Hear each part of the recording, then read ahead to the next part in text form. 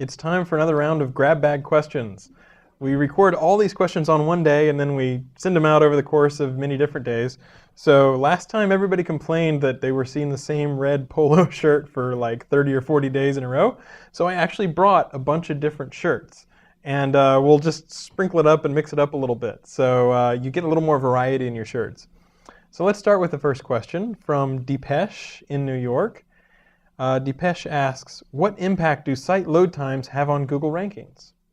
The short answer is none right now. Now let's give a little more color.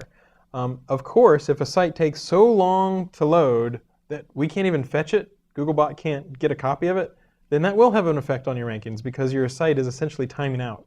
So if your site is taking 20 or 30 seconds to respond to requests, that could be a problem. But if your site takes 1 second versus 2 seconds, that has no difference whatsoever on Google's rankings. So that's the short answer. Now let's give a little more color. If you haven't heard, Larry Page has talked about how he wants the web to be.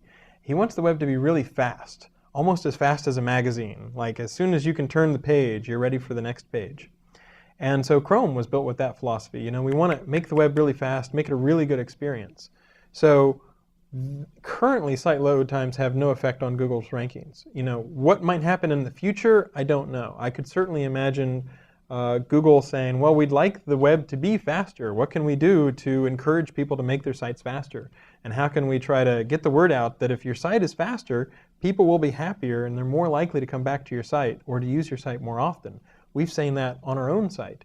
So it is interesting that we want the web to be fast and we want sites to load quickly. Right now, it's not at all a factor in our rankings.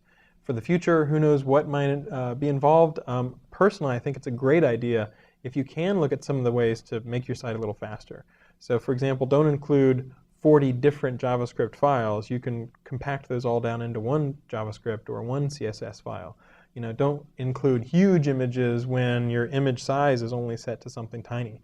There's a lot of ways that you can minify or compact your pages to make them return faster for users. You can gzip pages, for example. So there's a lot of ways you can look at that's really good for user experience. Don't worry about it from a search engine ranking perspective right now, but it probably can make a really big difference for your users.